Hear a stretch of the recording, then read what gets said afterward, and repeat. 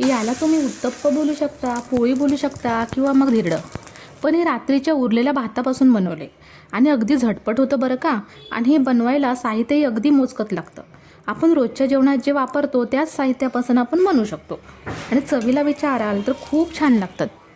तुम्हाला एक गंमत सांगते, मी ना हे एकदा बनवले होते, तर घरचे बोलतायत रोजच रात्री थोडासा एक्स्ट्राचा भात बनव ना, म्हणजे आम्हाला रोज सकाळी छान छान नाश्ता करायला मिळेल. चला मंडळी, जास्त वेळ न घालवता रेसिपीला सुरुवात करूया. पहा मंडळी, हा एवढा रात्रीचा भात उरला होता. आपल्या प्रत्येकाच्याच घरी कधी ना कधी रात्रीचा भात हा उरतोच आणि रोज रोज मग दुसऱ्या दिवशी शिळा भात खायलाही कंटाळा येतो.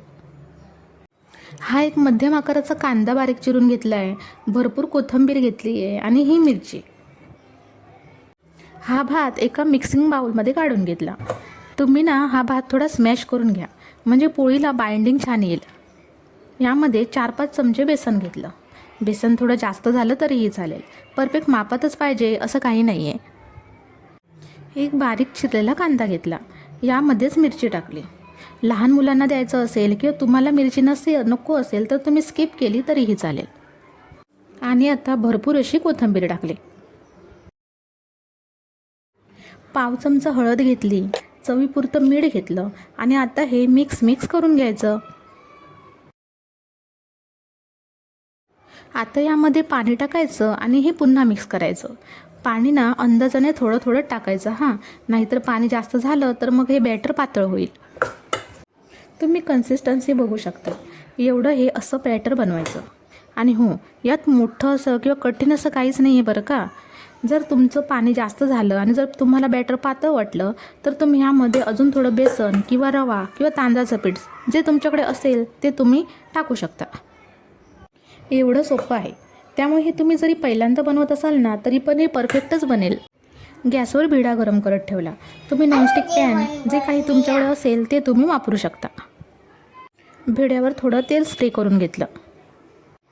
तेल गरम झाल्यावर यामधील बॅटर असं छान ढवळून असं चमच्यामध्ये घेऊन असं भिड्यावर ओतलं आणि याला असं गोल आकार दिला. असं वरून डोशासारखं गोल करून घेतलं, पण थोडं जाडच ठेवलं हां, जास्त पातळ नाही करायचं. यामध्ये जो भात वापरला ना तो थोडा स्मॅश करून घेतला तर पोळ्या यापेक्षा सुद्धा खूप सुंदर होतील. चमच्याने थोडा असा आकार सेट करून घ्यायचा आणि वरती 1 मिनिटासाठी झाकण ठेवायचं. 1 मिनिटांनी झाकण बाजूला काढलं आणि थोडा वेळ असंच शिजायला ठेवून दिलं. हा चमच्याने असा आकार करून घ्यायचा, म्हणजे तुम्ही जर भात व्यवस्थित स्मॅश केला नसेल तर बाहेर निघणार नाही.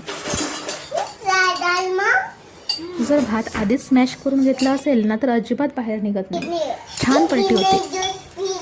आता पोळी अलगद उचलून पलटी करून घेतली आणि आता या बाजूने सुद्धा खरपूस भाजायला थोडा वेळ अशीच ठेवून देऊया.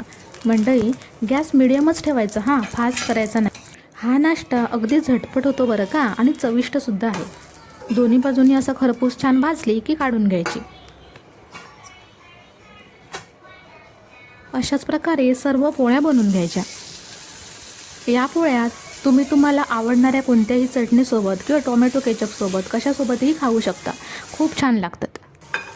रेसिपी एकदम सोपी आहे, एकदा नक्की करून पहा. आणि हो, व्हिडिओ आवडला तर एक लाईक आणि एक छानशी कमेंट करा.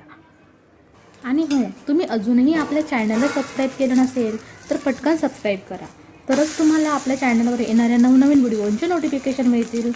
आणि हो, तुम्हाला अजून कोणत्या रेसिपीज पाहायला आवडतील, अशाच प्रकारचे व्हिडिओ आवडतील का ते सुद्धा सांगा.